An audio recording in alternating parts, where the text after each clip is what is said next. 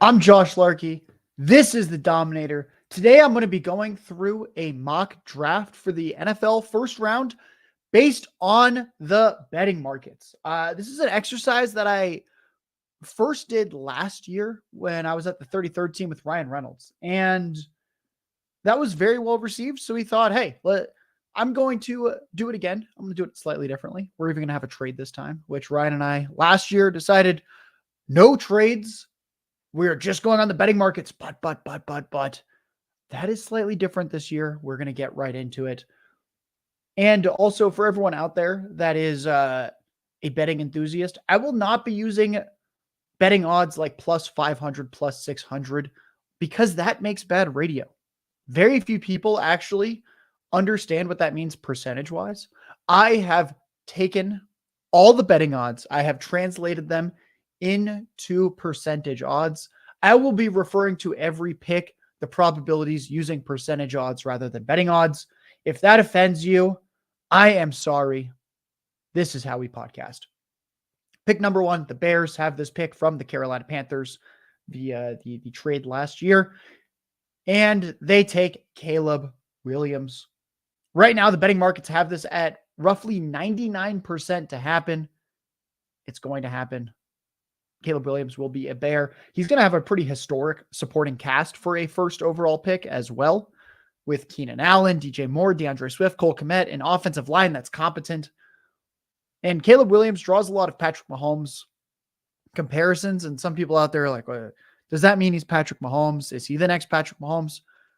The reason, I'll just say this, the reason that he's drawing those comparisons is his ability to create out of structure. That's what Mahomes does so well. Josh Allen's another one that does this really well. The play breaks down. The defenders have covered the receivers. They have rushed the quarterback. They've pressured him. And then somehow he scrambles out, rolls out of the way, and makes a throw or runs for the first down. That is something that a defense simply cannot prepare for, cannot stop. It's demoralizing. Caleb Williams does that very, very well. At pick 2, Jaden Daniels, quarterback, goes to the Washington Commanders. It's kind of been flip-flopping, Daniels and Drake May. The last few weeks, it's been a little bit more centralized as to Daniels. When I looked this morning on DraftKings Sportsbook, the odds were roughly indicating a 74% chance Jaden Daniels becomes a Washington Commander. Drake May was around 30% to go at pick 2. And then quarterback JJ McCarthy from Michigan was at around 12% if you want to bet on him. And you might say, exactly what do these odds, the percentages mean? Like, okay, so you tell me Jaden Daniels has a 74% chance to go to the Commanders. The reason I'm saying the 74 is essentially if I were to make this type of bet with the odds that Daniels has been assigned 100 times, I want to win this bet 74 out of those 100 times to roughly break even. So if I think there's a 50-50 chance that Jaden Daniels goes at pick 2, then I should not be betting on him when the odds are saying, hey, you should only be doing this if you think 74%, 74 out of 100 times, you are correct. Pick 3, Drake May. Patriots select him.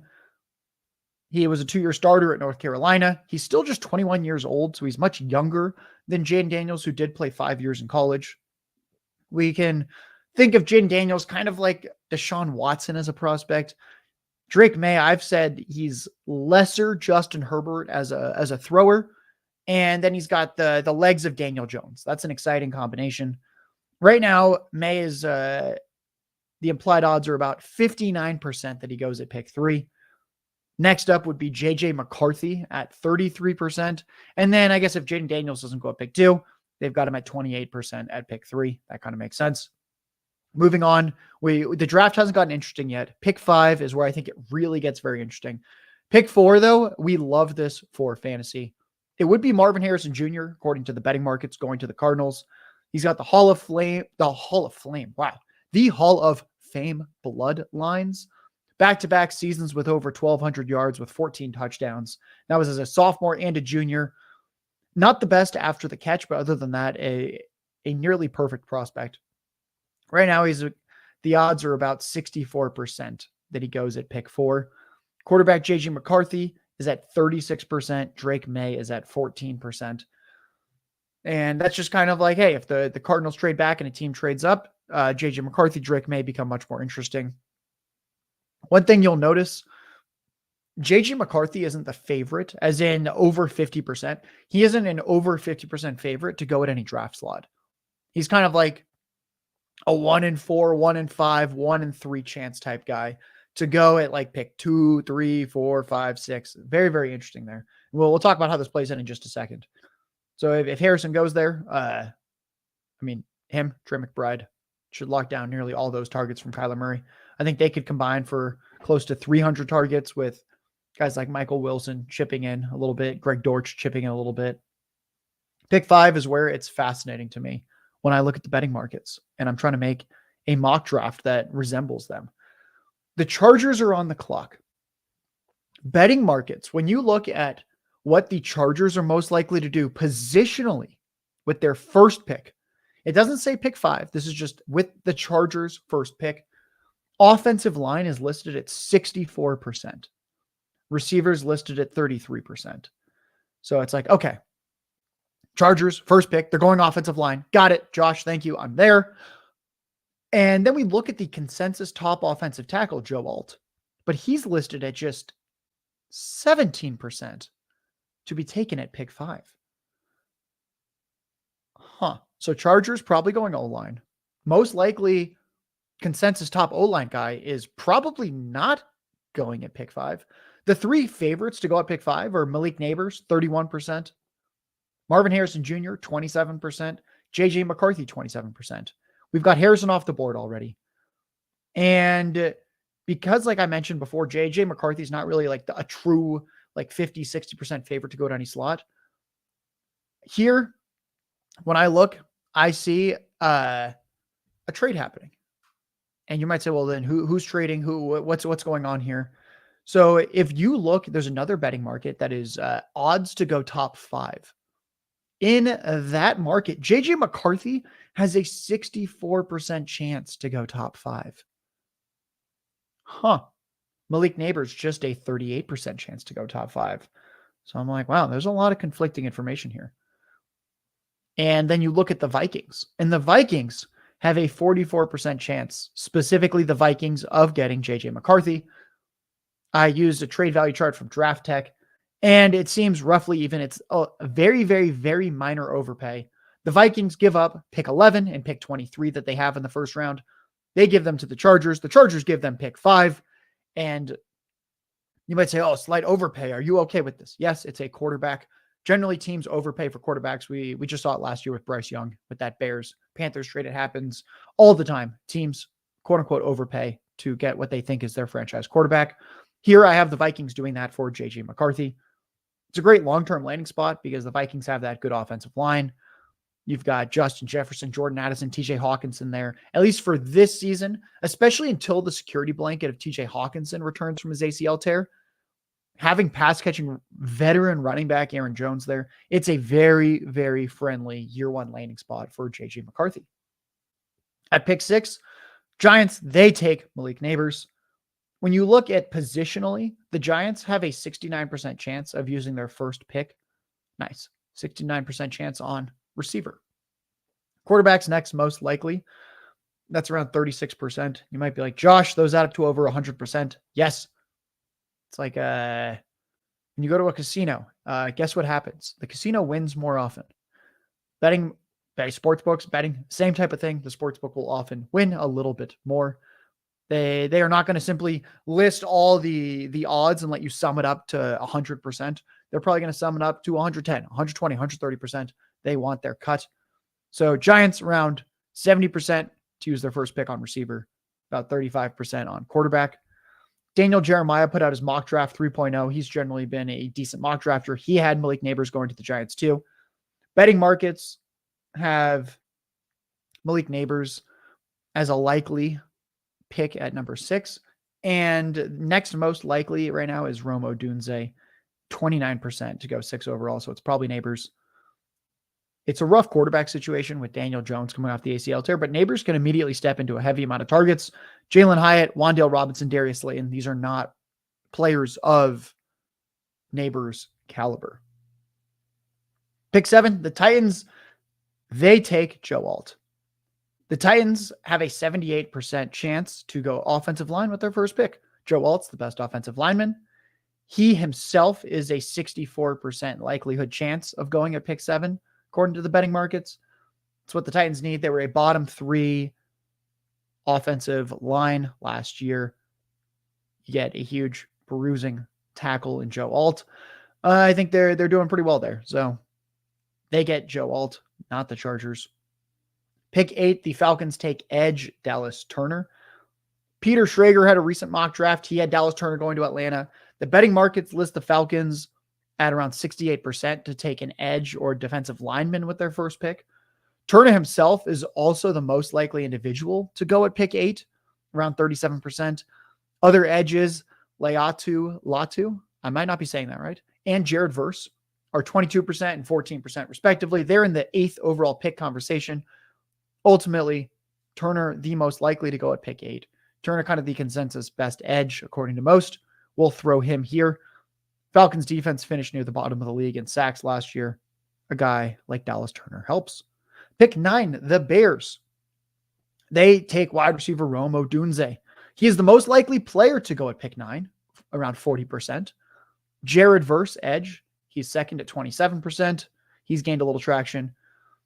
Now, some would really hate this for fantasy initially. They'd be like, oh, Josh, Keenan Allen, DJ Moore.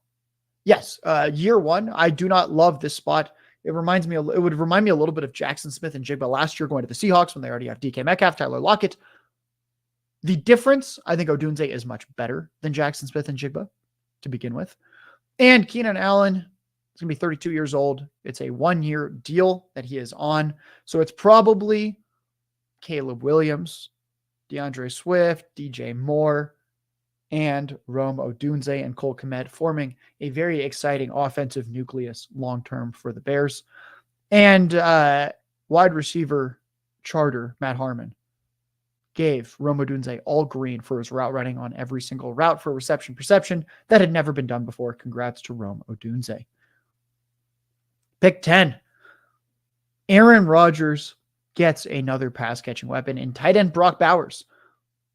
Now, as a team, the Jets have around a 45% chance to go O-line with their first pick, 45%. Tight ends at 42%.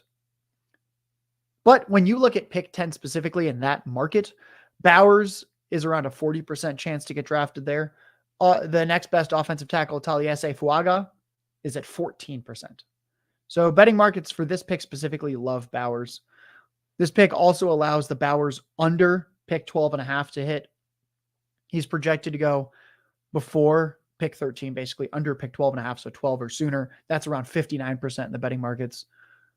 I've said that Bowers, when I watch the tape, when I look at the numbers, I see smaller George Kittle. The guy is just elite after the catch. At Georgia, all 3 years that Bowers played, he led the team in receptions, receiving yards. He consistently was outproducing consensus top 8 wide receiver in this class, Ladd McConkey. McConkey's older and plays receiver. I think what might be even more surprising, I talked about this on Mind Up Mansion about a month ago, was the Georgia's commitment to getting the ball in Brock Bowers' hands. Bowers finished his college career with more rushing attempts than Deebo Samuel had in college. And Deebo Samuel ran the ball in college. Bowers just did it more. Now, pick 11. This is what was the Vikings pick. Now it's the Chargers pick in that trade. Remember, Chargers gave up 5. Vikings gave up 11 and 23. Chargers were favored to go O-line over receiver. Fuaga is going to pair really nicely with Rashawn Slater. So now the Chargers have an elite young 1-2 punch at tackle. Fuaga himself is listed at 57% chance to get selected before pick 14 in the draft. He fulfills that bet as well. We are just checking off these bets. Whew. We are really satisfying the betting markets. Pick 12, another AFC West team, the Broncos. They take edge Latu. I hope that's how you pronounce it. If it's not, I'm sorry. Either way, it's just an incredible name. Now, the Broncos are a very interesting team because they're listed at 50% to take quarterback with their first pick, but they pick at 12. And unless there's a trade up, which could happen, maybe they're the team, not the Vikings that trade up and get McCarthy, whatever it might be. However, when we get rid of the big four quarterbacks, Caleb Williams, Jaden Daniels, Drake May, JJ McCarthy off the board, there is a massive drop to Michael Penix and Bo Nix. Michael Penix is sort of viewed right now as the QB5 by consensus. His draft slot over under, though, is listed at 32.5, meaning he either goes probably late first round or early second round. When we look at, 50% chance quarterback, what's next? The Broncos' most likely next position would be edge at 29%. That is where Latu comes in. Betting markets have a 67% chance Latu goes before pick 19. He would go at pick 12 to the Broncos. This is also a pick Peter Schrager had in his recent mock draft as well. And now, before continuing with pick 13 and the Raiders, a quick word from the Podfather on Underdog Fantasy, a platform that, as everyone seems to know at this point, I use daily. This episode brought to you by Underdog Fantasy. Underdog Fantasy has been sponsoring Player Profiler and everything we're doing here since 2020. Sign up. Use promo code UNDERWORLD for a 100% instant deposit match up to $100. 100% instant deposit match up to $100. And you're like, oh, well, everyone's on Underdog. Not true. There's plenty of people in this audience that have not yet tried out Underdog, and it's time.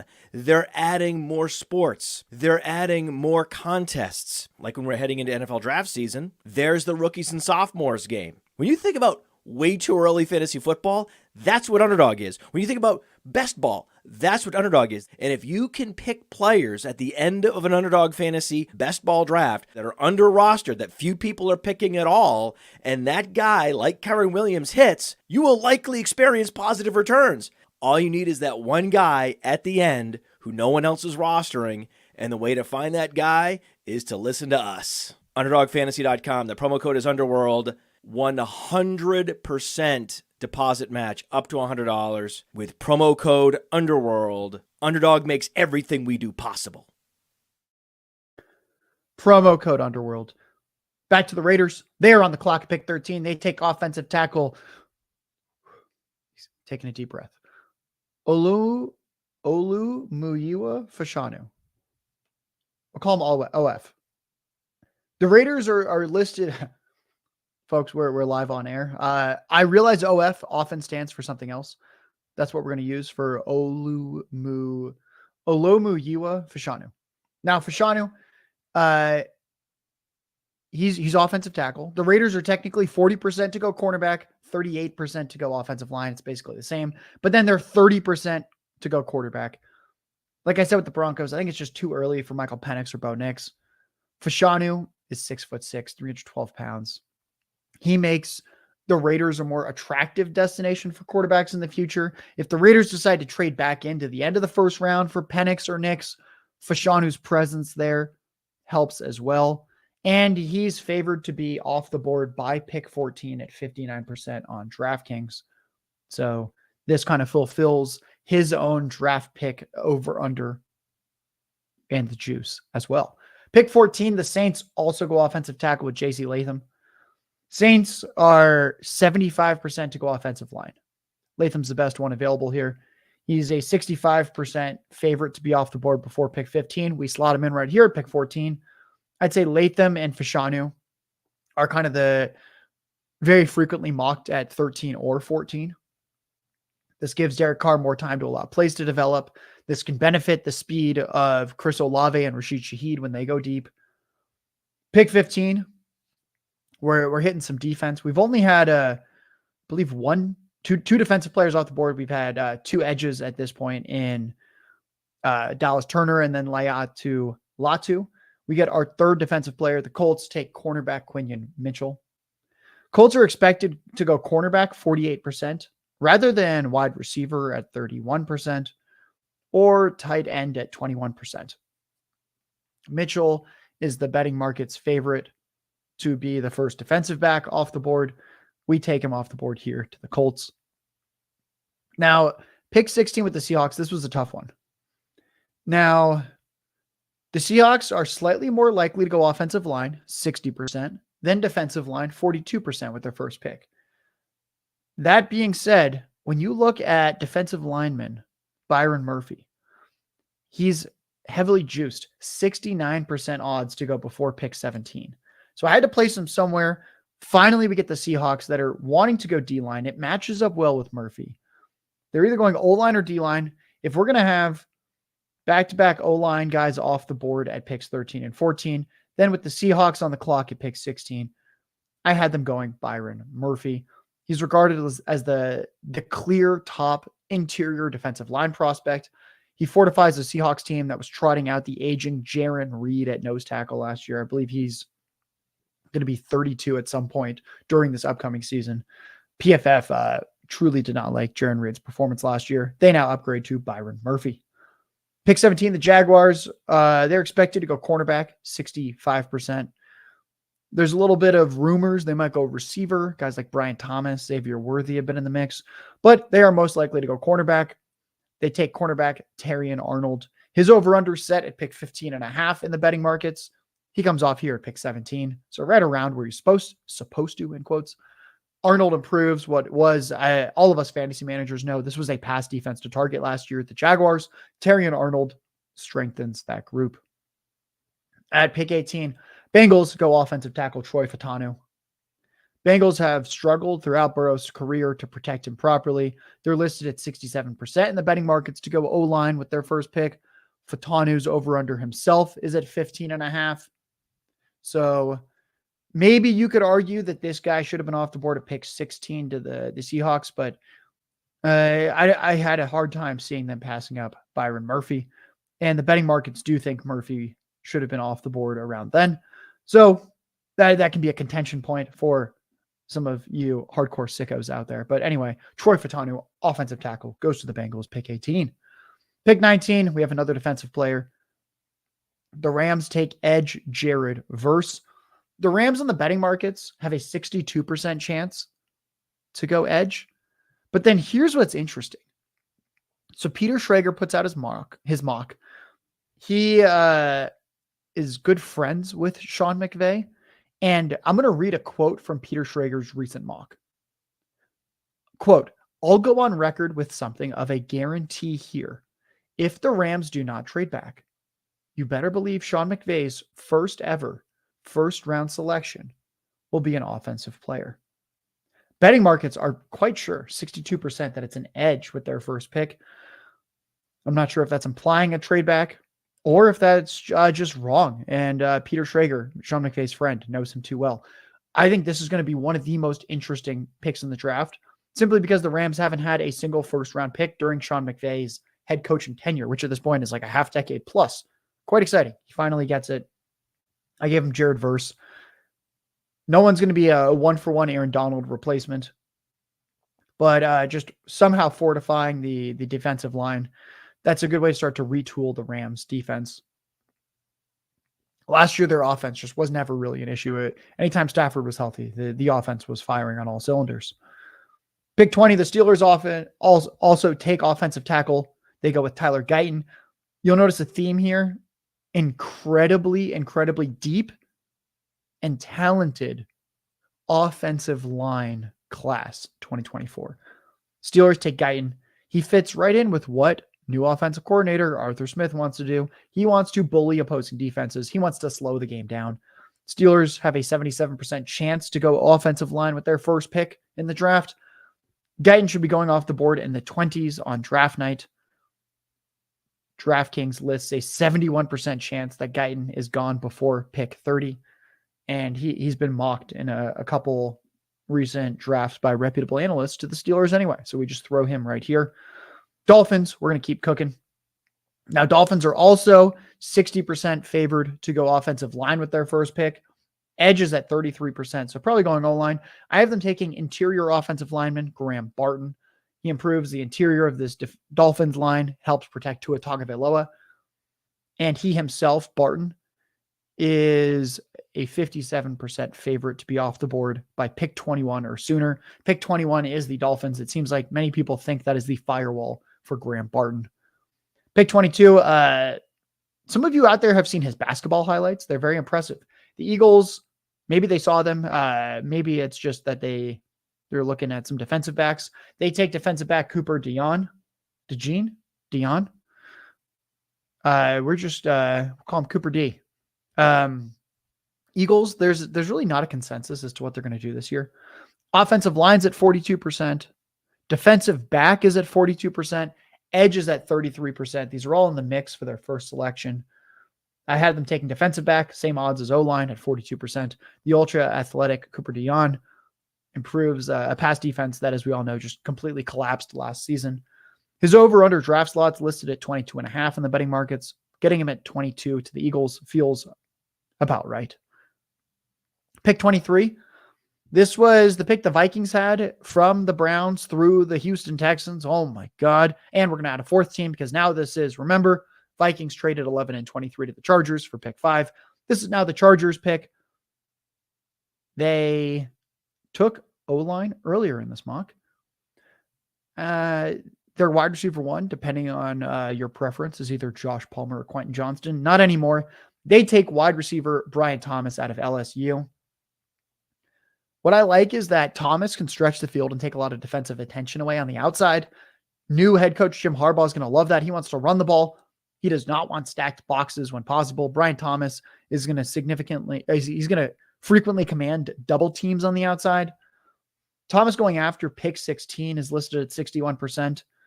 We have him here at 23, so that all lines up there. The Thomas ran a 4.33 40-yard dash. That's elite. He measured 6'3", 209 pounds. This is we'll just say it like this. It's a big guy who runs downfield quickly and makes guys miss after the catch. Basically faster and much better Quentin Johnston as a prospect. Quentin Johnston was a good prospect. I'd say Brian Thomas looks better. And they whiffed on Johnston. They go right back to the well. They take Brian Thomas, Malik Neighbors' teammate out of LSU. Few picks left.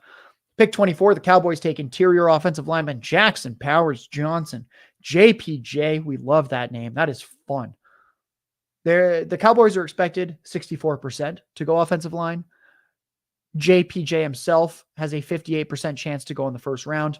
This guy's going to bring ridiculous size to the interior of the Cowboys offensive line. He is 6'3", 328. Essentially an interior offensive lineman built like a tackle. Pick 25, Packers. Their 71% chance to go offensive line with their first pick. They need to protect Jordan Love more. Bakhtiari's no longer there. They've got to fortify that offensive line. When I was looking, both Peter Schrager, Daniel Jeremiah, their recent mocks, both had Amarius Mims going with the Green Bay Packers. And right now as well, Amarius Mims is listed at 22.5 for his over-under draft pick. We have him going at 25 in this mock. And him going after pick 22.5 is listed at 57% odds. So slightly higher chance he goes after pick 23 onward. A lot of mocks putting him to the Packers. We do the same. This is a chalk mock draft, folks, with the betting markets. I'm Josh Larky. The Buccaneers are on the clock. They, at pick 26, take edge, chop, Robinson. There's 3 position groups bettors think the Buccaneers might go here with their first pick. Edge at 40%, O-line at 33%, cornerback at 31%. Very slight in favor of edge. Robinson's expected to be off the board before pick 27 at 55% odds. So yes, we fulfill that. We get him at pick 26. He ran a 4.48 at 254 pounds. Buccaneers fans would enjoy that pick very much. Pick 27, the Cardinals, they decide to take defensive lineman Darius Robinson. Now, he's listed at 80% to go in round 1. The Cardinals have been linked to a defensive lineman at this selection. And this is just another round 1 pick that they have. And they go Darius Robinson here. Bills, pick 28. Fantasy relevance, maybe. They do go wide receiver. They traded away Stephon Diggs. The Bills are 74% chance to take a receiver with their first pick. They take Adonai Mitchell. AD Mitchell. Some people love him. Some people hate him. He does have an 89% chance to go in the first round. His draft slot over-under is at 27.5. The fantasy community is pretty mixed on A.D. Mitchell because the production wasn't efficient. Yards per route run did not like him, but he's 6'2", he's 205 pounds. He ran a 4.34 40-yard dash. Another guy just like Brian Thomas. He's got the size, he's got the speed. Mitchell played his freshman year and sophomore year at Georgia. Then he transferred to Texas, where he played with Xavier Worthy. Now, when Mitchell was a freshman at Georgia, he's competing with freshman Brock Bowers. Brock Bowers was much better. That's okay. He actually, though, had similar per-game production to sophomore wide receiver Ladd McConkey. For those out there that think it's blasphemous that A.D. Mitchell goes ahead of Ladd McConkey, hey, 2.5 years ago, when Mitchell was a freshman, McConkey was a sophomore, their per-game stats were basically the same at Georgia. So maybe these concerns about production are a little bit overblown with Mitchell's prospect profile. 4 picks left. Pick 29. Lions take cornerback Nate Wiggins. Lions are likely to take cornerback 43% with their first pick. The other ones in consideration, there's actually a lot. 43% cornerback, 27% offensive line, 25% wide receiver, 25% edge. Wiggins himself fits the cornerback profile, which is what they're most likely to do. He himself is an 87% favorite to go within the first round. We all know how disappointing the Lions' pass defense was last year. A guy like Nate Wiggins helps that out quite a bit. Pick 30, Ravens take offensive tackle Jordan Morgan. He's expected to sneak into the first round at 58% chance. NFL.com's Lance Zierlein graded him at 6.36, which means that he thinks he can become a plus or above average starter over time. The Ravens are likely to go offensive line here at 70%. That's a boon to Lamar Jackson and the newly signed running back, Derrick Henry. Now, before finishing with the Niners and the Chiefs, there is another receiver going off the board here, folks, in these final 2 picks. Before we get there, just remember to go to PlayerProfiler.com if you want more rookie talk. Check out the rookie guide. I contributed so many of the analysts that you love at Player Profiler contributed. There's several different sets of rookie rankings in that. That is the PDF that you need in your life. PlayerProfiler.com. Check out the Dynasty rookie guide. Now, pick 31, 49ers. All right, folks, you can't make a mock draft work perfectly with the betting markets. After I give away these final 2 picks, I'll talk about a few guys that missed the cut that I wanted to discuss so you can understand what's going on here odds-wise. So the 49ers are 62% favorites to go offensive line with their first pick. But as we discussed earlier, so many teams, and as you saw earlier, so many teams go offensive line already in this draft. I have the 49ers taking cornerback Kool-Aid McKinstry. Kool-Aid. That's a cool name. He's listed at 75% chance to go in round 1. And the 49ers' 4th most likely position to select here is cornerback at 17%. I don't know. It's not a perfect fit. Kool-Aid McKinstry had to go somewhere. He had lower odds than Nate Wiggins of going in the first round. That's why I had the Lions taking cornerback Nate Wiggins. Cooper DeJean was at pick 22, another defensive back to the Eagles, because his over-under draft slot was 22.5. Kool-Aid McKinstry keeps getting mocked at the end of the first round. I snuck him in here because the 49ers pass defense has consistently, year after year, been susceptible to big plays. This selection tries to help stop that trend. Now pick 32. The Chiefs. They are 52% chance, slight favorites to go wide receiver with their first pick. I have them taking speedy wide receiver out of Texas. He broke the NFL Combine record for 40 time, Xavier Worthy. He himself has a 71% chance to go in the first round. I have him sneaking in there to the Chiefs. He's a really good route runner. He's not a Henry Ruggs where he's got the 4.2 speed and that's it. Worthy might not be Tyreek Hill in and out of his breaks. He's not quite that fluid, but still, if the guy did show at one point that he can run in the low 4.2s, you've got, right now we got Marquise Brown on the outside, Xavier Worthy on the outside. We have 2 guys that run 4.3s or better on the outside. Whenever Rashee Rice returns, he probably misses a game or 2 due to the car accident where he caused the injury. He probably gets suspended for a couple games. He comes back pretty soon. He's in the slot. Travis Kelce's in the slot. Worthy and Marquise Brown on the outside. This would just be such a fun offense. I don't know how teams could cover this. Now, rapid fire. I'm going to go over the 32 picks super fast, and then I'll talk about a few guys that missed the cut. Bears take quarterback Caleb Williams. Commanders, quarterback Jaden Daniels. Patriots, quarterback Drake May. Cardinals, wide receiver Marvin Harrison Jr. Vikings trade up to take quarterback JJ McCarthy. They trade with the Chargers. Pick 6, the Giants take wide receiver Malik Neighbors. Titans take tackle Joe Alt. Falcons take edge Dallas Turner. Bears take receiver Rome Odunze. Pick 10, the Jets take tight end Brock Bowers. Then the Chargers now have pick 11 from the Vikings and 23 through the trade. At 11, the Chargers take tackle Taliese Fuaga. 12, the Broncos go edge Latu. 13, the Raiders go Olumuyiwa Fashanu, tackle. 14, Saints take tackle J.C. Latham. 15, the Colts take cornerback Quinion Mitchell. 16, the Seahawks take defensive lineman Byron Murphy. 17, the Jags take cornerback Terrion Arnold. 18, the Bengals take offensive tackle Troy Fatanu. 19, the Rams take edge Jared Verse. 20, the Steelers go offensive line Tyler Guyton. Dolphins stick with interior offensive line prospect Graham Barton. Eagles take defensive back Cooper DeJong. Chargers at 23 take receiver Brian Thomas. Cowboys interior offensive lineman Jackson Powers Johnson, JPJ. 25, Packers Amarius Mims. Buccaneers take edge Chop Robinson. Cardinals take defensive lineman Darius Robinson. Bills take receiver Adonai Mitchell at 28.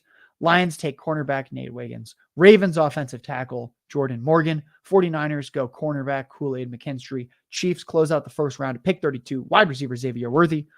A few guys that missed the cut.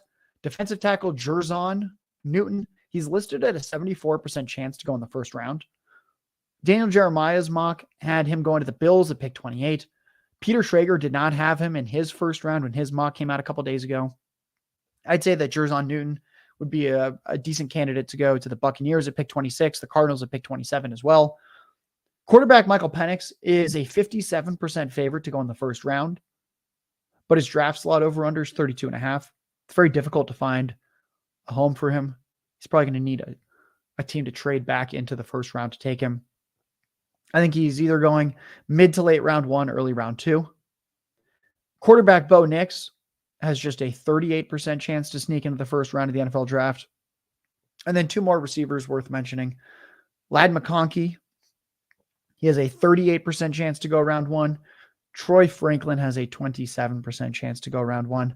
Either of those guys could end up with the Bills or the Chiefs, and suddenly they find themselves in the late first round of Dynasty rookie drafts. That does it, folks.